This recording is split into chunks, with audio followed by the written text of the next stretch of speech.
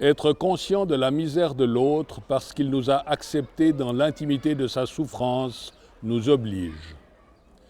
Nous avons rencontré, nous autres artisans du soin, certainement plus que d'autres et de plus près, à bout touchant la souffrance des hommes.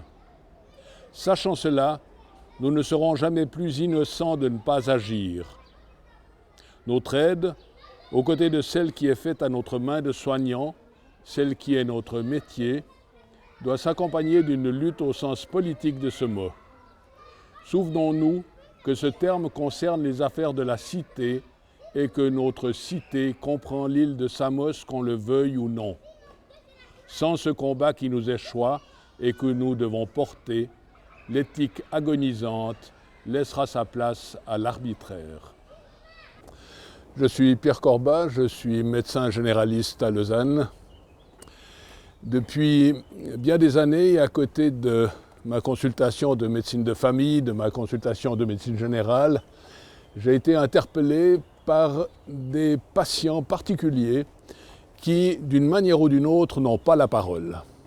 Qu'ils l'aient perdue, qu'ils ne l'aient jamais eue, qu'on ne l'écoute pas, qu'ils ne permettent pas, qu'ils ne puissent pas l'exprimer.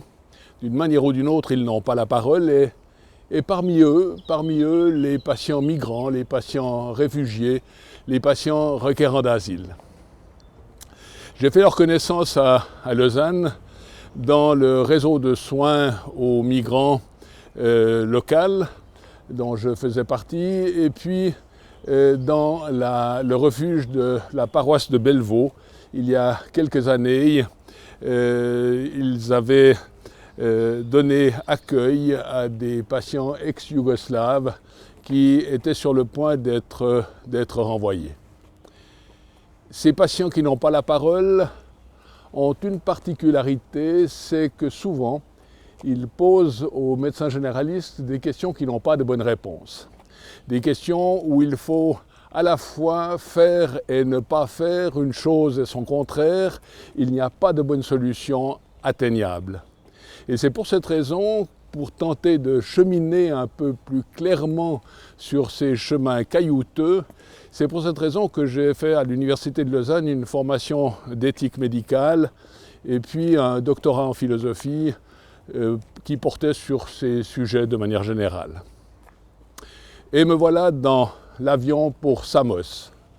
Samos est une île grecque tout à l'est de la mer Égée, à quelques 2 kilomètres de la côte turque. C'est une des raisons pour laquelle les réfugiés sont nombreux à avoir traversé ce petit bras de mer et à être arrivés à Samos. Samos, où les autorités ont construit un camp de containers prévu à la base pour accueillir quelques 4, 5, 600 réfugiés. Ils étaient, en novembre 2020, plus de 4000. Autour de ce camp de containers, ils ont construit de briques et de brocs à l'aide de morceaux de bois, à l'aide de toiles cirées, à l'aide de bâches de plastique. Ils ont construit ce qu'on appelle la jungle. Jungle où les rats sont omniprésents, jungle où les serpents en été viennent manger les rats. En novembre, quand j'y étais, les serpents évidemment dormaient. À Samos, j'ai vu plus de Galles qu'en 40 ans de médecine. À Samos, j'ai été frappé par la bouche édentée, par les caries, par les chicots dentaires de petits-enfants que l'on ne soignait pas, il n'y avait pas de dentiste. En rentrant de Samos, j'écrivais à mes copains du MASM, Médecins Action Santé Migrants, qui est une petite organisation locale. J'écrivais à mes copains du MASM, à Samos, l'éthique est morte.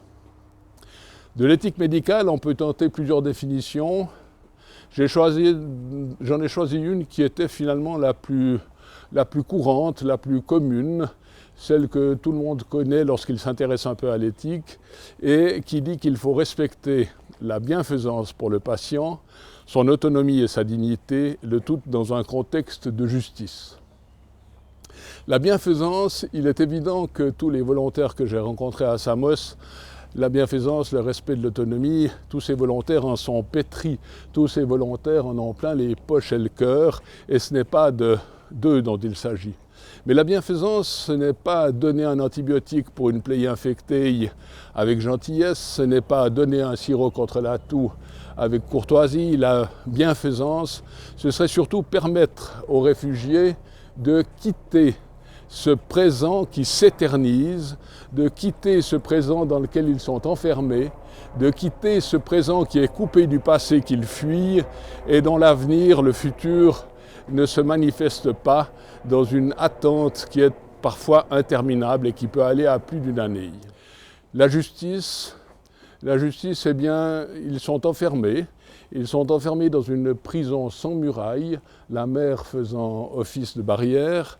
Ils sont enfermés sans jugement, ils sont enfermés sans faute, ils sont enfermés sans culpabilité et sans raison.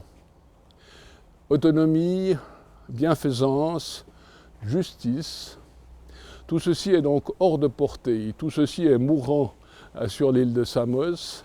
Et l'éthique médicale, si elle veut survivre dans cette perte de sens, si elle veut survivre, doit s'adjoindre une éthique de lutte, une éthique de combat qui tente de redonner la parole à celles et ceux qui l'ont perdue, à celles et ceux qui en sont privés.